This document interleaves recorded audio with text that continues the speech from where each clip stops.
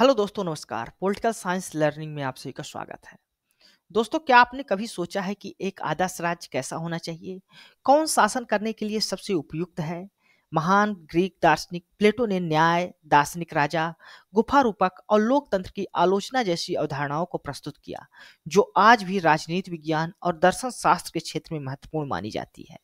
आज की इस वीडियो में हम लोग प्लेटो के जीवन, उनके कार्य और उनके क्या प्रमुख सिद्धांत रहे हैं, उस पर चर्चा करेंगे।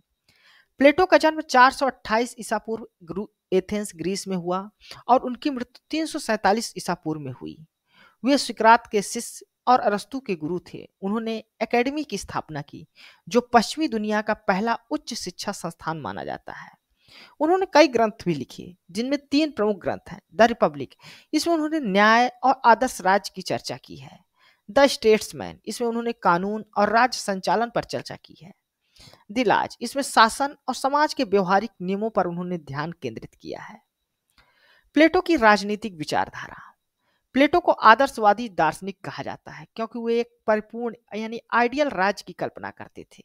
उनका मानना था कि शासन विद्वानों को करना चाहिए, न कि आम जनता को। वे लोकतंत्र के आलोचक थे और मानते थे कि यह अयोग्य और भावनात्मक रूप से प्रेरित शासकों को सत्ता में लाता है। उन्होंने समाज को तीन वर्गों में विभाजित किया। दार्शनिक राजा, ये शासन करेंगे क्योंकि इनके पास ज्ञान और नैतिकता होती है। योद्धा, ये राज्य की रक्षा करेंगे। श्रमिक, वे उत्पादन और व्यापार करेंगे।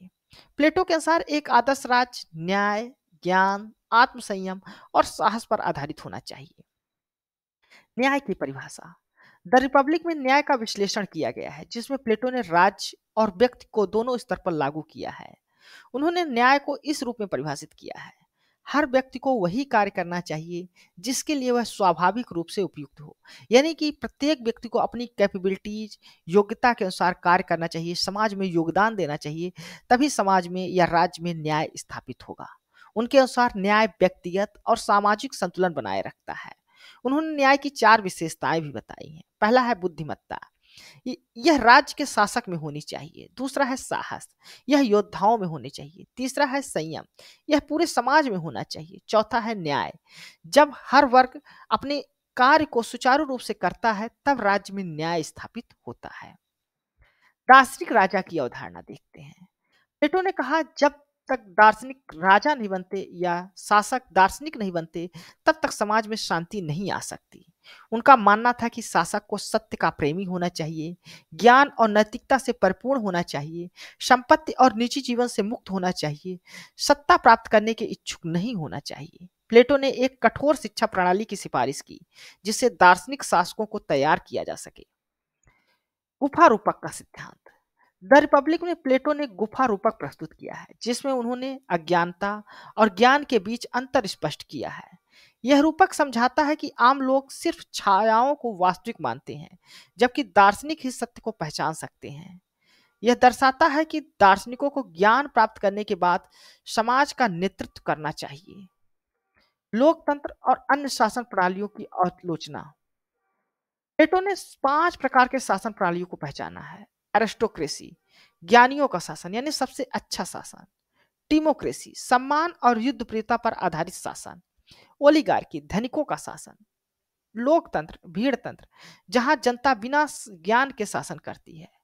तानाशाही, यह सबसे खराब शासन मानते हैं, जहां एक तानाशाह का शासन होता है। वे मानते थे कि लोकतंत्र धीरे धीरे अराजकता और फिर तानाशाही में बदल जाता है। दिलाज में शासन का व्यवहारिक दृष्टिकोण उन्होंने प्रस्तुत किया है। प्लेटो ने दलाज में अपने विचारों में बदलाव किया और माना कि कानूनों के तहत शासन करना आवश्यक है। उन्होंने मिश्रित शासन प्रणाली का समर्थन किया। लोकतंत्र और राजशाही का संतुलन होना चाहिए। वे नॉक्ट्रियल काउंसिल का भी सुझाव देते हैं, जो बुद्धिजीवियों का एक समूह होगा और कानूनों की देखरेख करेगा। प्लेटो की आलोचना भी की गई है। आधुनिक विद्वानों ने उनके विचारों को तानाशाही और अधिनायकवादी से मिलता जुलता कहा है। कार्ल पापर ने the open society and it's enemy में प्लेटो की विचारधारा को अलोकतांत्रिक एवं जन विरोधी बताया है। अरस्तु ने द रिपब्लिक की आलोचना करते हुए कहा कि यह अव्यवहारिक और अत्यधिक कठोर है। प्लेटो के आदर्श राज्य में व्यक्तिगत स्वतंत्रता और लोकतांत्रिक भागीदारी की कमी थी। निष्कर्ष।